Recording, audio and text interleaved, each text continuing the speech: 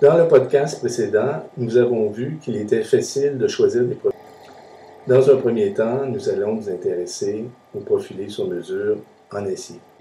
Donc à l'écran, ici, on a une représentation de la feuille Excel telle qu'elle se présente. Si vous regardez en bas, il y a 4 feuilles Excel. En fait, la première, la feuille 1, ici, la feuille 1, on va l'utiliser pour des profilés en forme de I qui sont couramment utilisés. La feuille 2, on peut l'utiliser pour des profilés tubulaires. La feuille 3 pour des profilés circulaires mais pleins, c'est plus rare. Et la feuille 4 va nous servir pour des profilés rectangulaires. Donc, si je prends la première feuille, dans tous les cas, on a le même principe. On a ici une partie de la fenêtre où on a les propriétés de l'acier. Donc, ce que les cellules qui sont représentées en jaune, c'est les cellules sur lesquelles on rentre de l'information. Et les résultats obtenus sont donnés ici sur les cellules là, de couleur rose. Donc, nous, on va rentrer les propriétés de l'acier. Le module élastique pour l'acier, c'est toujours 200 GPa. La FY, c'est la résistance en flexion de l'acier. Donc, pour l'acier de charpente standard, ça va être 350 MPa, comme on voit ici. Mais pour des câbles, ça pourrait être plus élevé. Des câbles ordinaires, ça va être environ 1000 MPa. Et des câbles à haute performance, ça peut aller sur 1800 MPa. Mais disons, dans la majorité des cas, notre acier va avoir une résistance de 350 MPa. Ici, on va rentrer les propriétés dans la section ici. Les propriétés géométriques du profilé. Donc, on l'a ici. B, c'est la largeur du profilé. H, c'est sa hauteur. E, c'est l'épaisseur des ailes et des armes. Dans ce cas-là, on considère qu'on a la même épaisseur pour l'aile et pour l'arme. Donc, si je peux modifier les valeurs, je peux rentrer, par exemple, ici, 200 mm de largeur, mettons 600 mm de largeur, de hauteur, et 15 mm pour l'épaisseur des plaques. Donc, la partie au centre, on ne s'en occupera pas pour l'instant. On va s'en servir lorsqu'on va vouloir dimensionner des poteaux. On va voir ça un peu plus tard.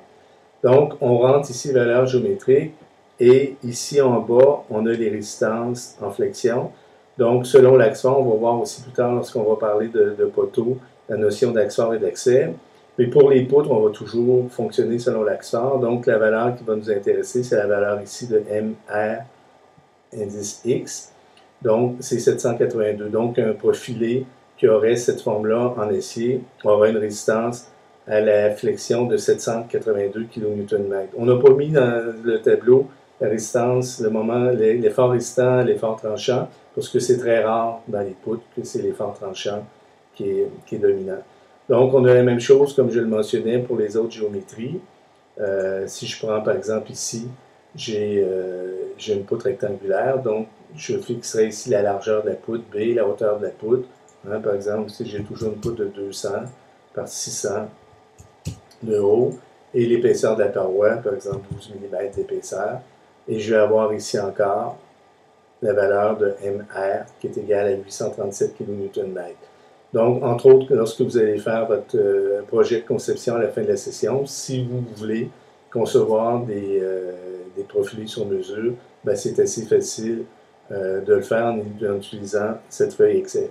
Pour les profilés en mesure, en bois lamelé collé, le processus va être le même. On va utiliser la feuille Excel prévue pour le bois.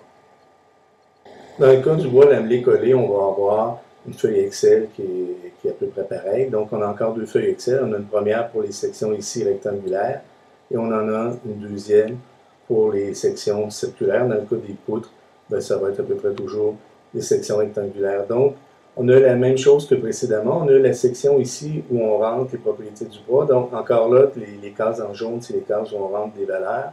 Et les cases ici en rose, c'est le résultat des calculs.